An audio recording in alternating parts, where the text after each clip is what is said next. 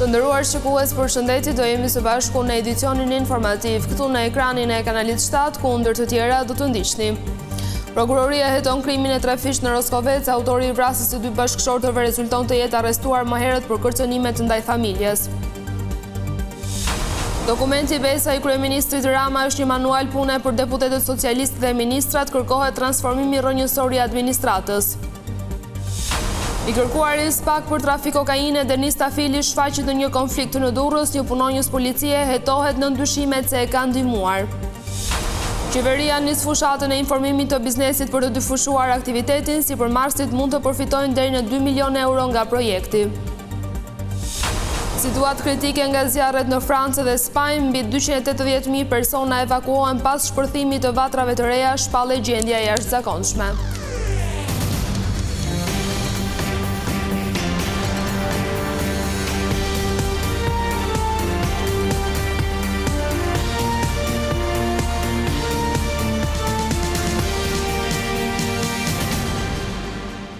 Vjojmë gjërësisht me lajmet. Krimi i trafisht në Roskovec ka tronditur banorët e zonës. Ndërsa ata i dhanë lamtumiron e fundit të viktimave, prokuroria po heton të kaluarën e autorit 35 vjeçar. Ai rezulton se ka qenë i denoncuar e madje edhe i arrestuar për kërcënimet ndaj familjes që ekzekutoi të premten. Prokuroria e Fierit po heton ngjarjen e rëndë të ndodhur të premten në një fshat të Roskovecit ku Refit Buzi vrau prindrit e ish të dashurës dhe më pas i dha fundjetës. Familjarët e viktimave ngritën pyetje dhe akuza se si 35 vjeçari, i cili kishte qenë disa herë në burg në të shkuarën, ishte lënë i lirë duke vijuar kërcënime ndaj vajzës 24 vjeçare. Është dhimbje e madhe, kjo nuk është. Ti që rregulluam para, mirë do ishte, mos kishte ndodhur deri këtu. mirë do ishte. Që tikin dy veta për i familje, është i gja shumë, u shuar shtëpia. Qa do zinë shtëpia të ne? 2 varën me një shumë?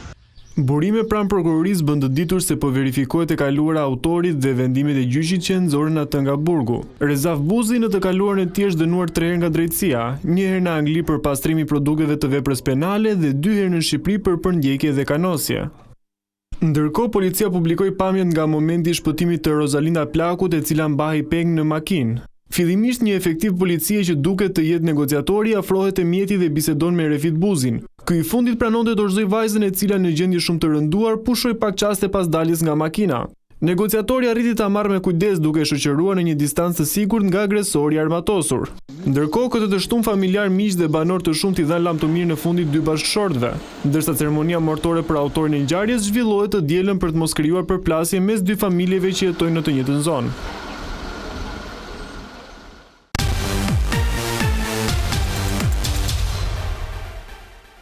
Dokumenti Besa i shpallur nga kryeministri Edi Rama është një manual pune për deputetët dhe ministrat socialist. Vizion Plus mëson se ai përmban porosi për transformimin e administratës, funksionimin e institucioneve dhe llogaridhënien ndaj qytetarëve. I konsideruar si një pikë kthese për mandatin e 4, dokumenti Besa, i prezantuar nga kryeministri Edi Rama përpara deputetëve dhe ministrave socialist, pritet të sjellë një reformë të thellë të qeverisjes. Burimet bëjnë të ditur për Vizion Plus se dokumenti që u zhdon deputetëve të mazhorancës kërkon një reflektim të drejtë për drejtë politik mbi atë që Rama e quajti misioni i mandatit të 4, duke u ndalur konkretisht te kalimi nga transformimi fizik i vendit drejt fuqizimit dhe kthimit të besimit të institucionet. Sipas dokumentit, nxitësi kryesor i kësaj kthese politike ishte protesta flamingove, pikërisht marshimi i qytetarëve ishte një pasqyrë e pushtetit që nxorin e pas se transformimi i vendit dhe përjetimi shoqëror nuk janë në harmoni, por në tension. Dokumenti Besa sqaron se fjala është për një mandat besimi dhe jo thjesht për ndërtime të reja apo projekte infrastrukturore. Pika qendrore e draftit analitik është funksioni real dhe funksionaliteti i institucioneve, si dhe ndërtimi një administrate që respekton afatet dhe u shërben qytetarëve. Për të arritur këtë, dokumenti parashikon një ndryshim rrënjësor në mënyrën se si merren, shpjegohen, zbatohen dhe korrigjohen vendimet, duke u bazuar në një skem ku palët të vendosin interesat e qytetarëve mbi të gjitha. Kryeministri Edi Rama bën dhe një paralelizëm mes integrimit evropian dhe reformës së brendshme administrative, ku shprehet se për hapjen e negociatave u kërkua bindje diplomatike, ndërsa për të mbyllur ato duhet bindje institucionale, në mënyrë që ligjet mbi të gjitha duhen të zbatohen dhe rezultatet të maten për të gjithë. Kreu i ekzekutivit nënvizon gjithashtu se Besa nuk është një dradh që i shërben partisë, por vendit, dhe po ashtu duhet të konsiderohet një investim afagjat për shtetin shqiptar. Opozita mbështet plotësisht protestën e qytetarëve në bulevard. Deklarata është bërë nga lideri demokrat Berisha, i cili bëri të ditur se pas zgjedhjeve të brendshme, e gjithë partia do të punojë për suksesin e lëvizjes qytetare. Kjo merita relative. Kryetari i Partisë Demokratike Sali Berisha në komunikimin e tij me qytetarët u ndal te protesta e zhvilluar prej 55 ditësh në kryeqytet, duke deklaruar se nuk organizohet nga Partia Demokratike, megjithatë opozita do vijojë ta mbështesë. Pjesëmarrja e Partisë Demokratike është e fuqishme në këtë protestë dhe do të jetë. Dhe ne ndjekim me shumë interes, me shumë vëmendje, do të riformulojmë agendën tonë në funksion të zgjedhjeve të ardhshme, në funksion të suksesit të protestës. I pyetur lidhur me çështjen e Belinda Ballukut, Berisha tha se SPAK nuk vepron në mënyrë të pavarur dhe se prokurorët që zbatojnë ligjin përballen me presion politik.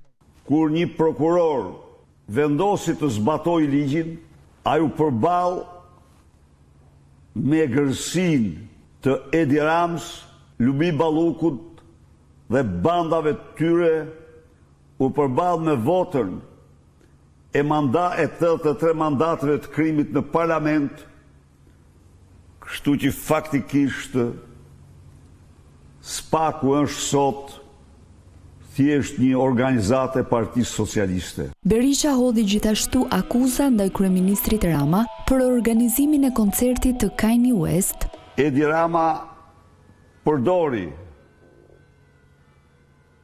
kartonat e tij të krimit për të votuar në parlament dhuratën e parave që u grabiti pensionistëve shqiptar, qytetarëve shqiptar dhe për t'ia dhuruar ato miliardierit Kanye West. Lidhur me figurat e reja të zgjedhura në strukturat e Partisë Demokratike, Berisha tha se ndonë nëse nuk janë të njohura për publikun, ata përfaqësojnë sipas tij një grup me vlera dhe profesionalizëm. E shtuna shënon ditën e 56 të protestave kundër qeverisë Rama. Qytetarët e parë janë mbledhur në sheshin Skënderbej dhe më pas do të zhvendosen drejt selisë së kryeministrisë. Protestuesit vijojnë të kërkojnë dorëheqjen e Edi Ramës, të cilin e akuzojnë për dëmtimin e zonave të mbrojtura, korrupsionin dhe investimet strategjike. Pas tubimit në shesh, qytetarët do të marshojnë në disa prej rrugëve kryesore të Tiranës.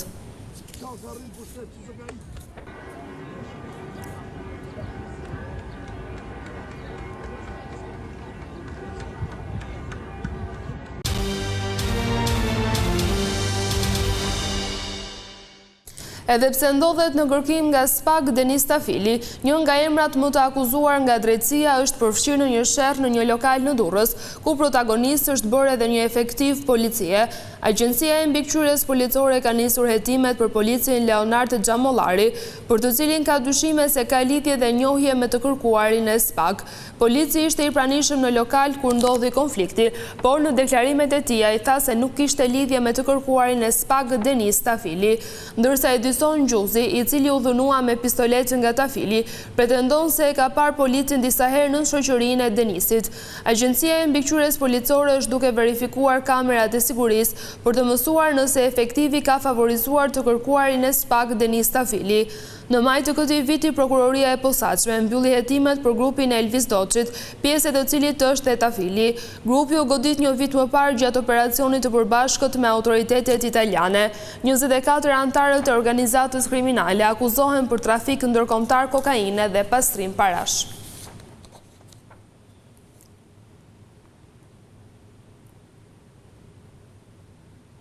Policia në Shkodër ka arrestuar 3 persona të cilët janë kapur në flagrancë me armë zjarri dhe municione luftarake. Gjithashtu blut gjetën edhe një sasi lëndësh narkotike. Arrestimi Elzener Kurmemaj, 42 vjeç dhe 18 vjeçarve Albioni Drisi dhe Indrit Avdyli u bë teksa këta të fundit ishin ulur në një lokal së bashku. Policia sekuestroi pistoletën dhe fishekët, e po ashtu edhe kokainë dhe kanabis.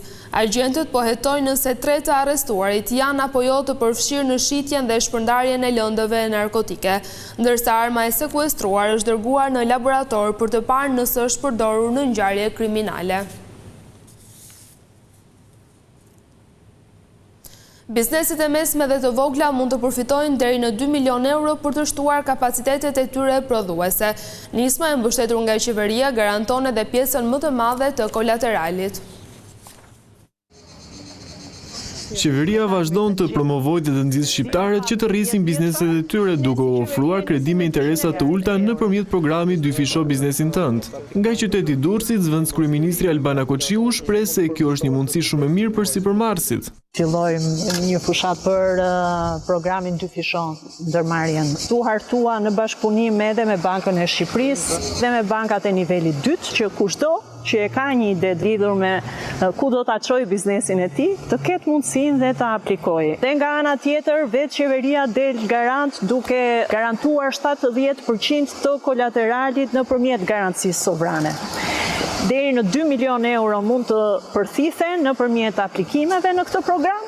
Për ata që kanë probleme në hartimin e planit për zgjerimin e biznesit, do të ofrohet asistencë nga Ministria e Ekonomisë dhe Inovacionit. Kjo është arsyeja pse Ministria e Ekonomisë do të vendosë ekspertizë për të asistuar falas të gjithë ata që kanë nevojë për të shkruar një plan investimi me qëllim që banka të mos krijojë probleme, dhe nga ana tjetër edhe garancia, pra vetë shteti, qeveria në raport me Bankën e Shqipërisë dhe me bankat e nivelit 2 garantojnë që procesi të jetë më i thjesht, pa burokracira, dhe në ndërkohë nga ana tjetër dhe të kryhen me gjithë ato kërkesa që ka sistemi bankar. Programi Dyfisho biznesin tënd do t'i mbajë të hapur aplikimet deri në vitin 2027, ku në varësi të kërkesës së shfaqur, qeveria parashikon të rrisë fondin deri në 1 miliard euro.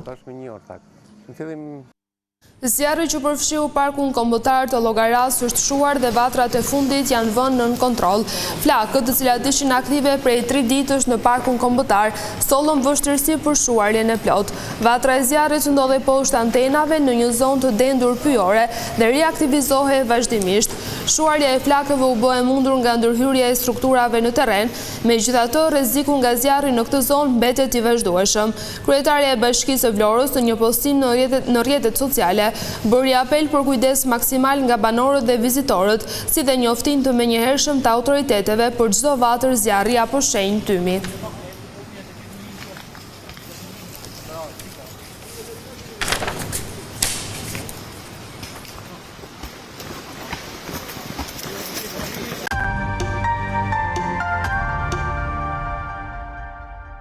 Tingujt e muzikës pushtuan nga Elane Rozafës në edicionin e radhës të festivalit ZaFest.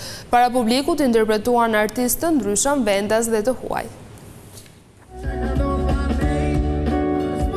Kalaja historike e Rozafës mirëpriti festivalin muzikor ZaFest në edicionin e 10 të tij. Në atmosferën unike të monumentit simbol të Shkodrës, publiku përjetoi një mbrëmje të mbushur me emocione, interpretime live dhe një program artistik që ndërthuri muzikën bashkëkohore me trashëgimin kulturore. Ideatori i festivalit Vlashen Sata thot se ZaFest synon të jetë shumë më tepër se sa një festival muzikor.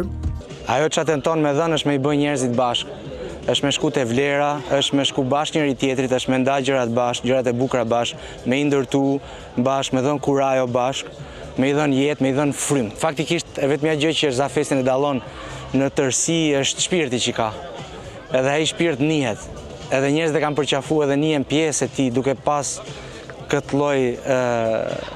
lloj boshti. Mbrëmja u shoqërua nga interpretimet e disa artistëve të njohur, mes tyre Shpat Deda dhe një grup francez, të cilët sollën në skenë repertorin e tyre, të mirëpritur me duar trokitje nga publiku i pranishëm. Festivali mbyllet me natën e tretë sërish në ambientet e Kalas së Rozafës me pjesëmarrjen e artistëve të tjerë, vendas dhe të huaj. Të nderuar shikues, ishte gjithçka e përgatitur edhe për këtë edicion informativ. Bashkëndajemi këtu, natën e mirë.